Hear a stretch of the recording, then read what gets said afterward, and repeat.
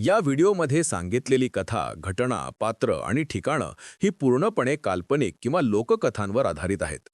कोणत्याही वास्तविक व्यक्ती, स्थळ किंवा घटनेशी यांचा संबंध नाही. ही कथा फक्त मनोरंजनासाठी तयार केली आहे. आमचा उद्देश कोणताही अंधविश्वास पसरवणे, भीती निर्माण करणे किंवा प्रत्यक्ष घटनांबद्दल चुकीची समज निर्माण करणे नाही. हा कंटेंट 16 वर्षांवरील प्रेक्षकांसाठी योग्य आहे. एका बाजूला गजबजलेली वस्ती आणि दुसऱ्या बाजूला ही शांत, भयाण इमारत. मेरठचा जीपी ब्लॉक. इथे लोकांनी जे पाहिलंय त्यावर विश्वास ठेवणं कठीण आहे. 4 माणसं, 1 मेणबत्ती आणि मद्याचा पेला. पण यातलं जिवंत कोणीच नाहीये. मृतांची ही मेजवानी आजही इथे दर रात्री भरते. काही आत्मे स्वतःच्या मृत्यूचा शोक करत नाहीत, तर ते त्यांच्या आयुष्यातल्या सुवर्ण काळाला पुन्हा जगण्याचा प्रयत्न करतात. याला रेसिड्युअल हॉन्टिंग म्हणतात. पलीकडच्या जगातील आजची केस एका अशा इमारतीची आहे जिथे वेळ थांबली आहे. आज आपण जाणार आहोत जीपी ब्लॉक. उत्तर प्रदेशातील मेरठमधील हा भाग आहे. इथे एक जुनी दुमजली इमारत आहे. स्थानिक लोक सांगतात की त्यांनी अनेकदा घराच्या छतावर 4 पुरुषांना बसलेलं पाहिलंय. त्यांच्यासमोर एक मेणबत्ती जळत असते आणि ते मद्यपान करत असतात. पण जेव्हा कोणी जवळ जातं तेव्हा तिथे फक्त शांतता आणि धूळ असते. इतकंच नाही तर काही लोकांनी एका स्त्रीला लाल रंगाच्या कपड्यात या घरातून बाहेर पडताना पाहिलंय. ती हवेत विरघळते.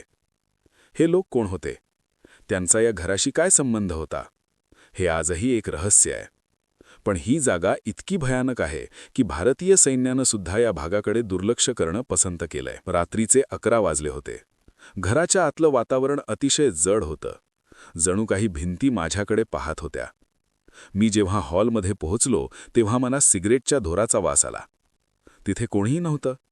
खिडक्या बंद होत्या. तरीही तो वास स्पष्ट होता. मी माझ्या थर्मल कॅमेऱ्यात पाहिलं. तुम्ही ऐकलात? ते हसणं. ते या जगातलं नव्हतं. माझ्या कॅमेऱ्यात एका क्षणासाठी 4 आकृत्या दिसल्या ज्या एका टेबलाभोवती बसल्या होत्या. त्या आकृत्यांकडे पाहताना मला जाणवलं की ते मला पाहत नव्हते. ते त्यांच्याच जगात दंग होते.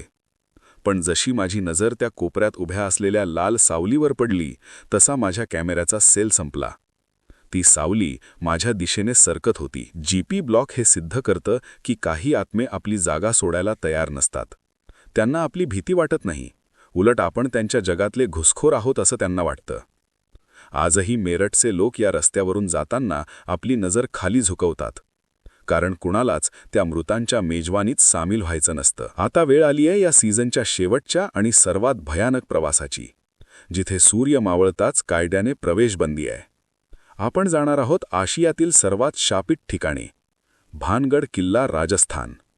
माझ्या या प्रवासाचा शेवट पाहायला विसरू नका. सबस्क्राईब करा आणि तयार रहा सर्वात मोठ्या भयासाठी.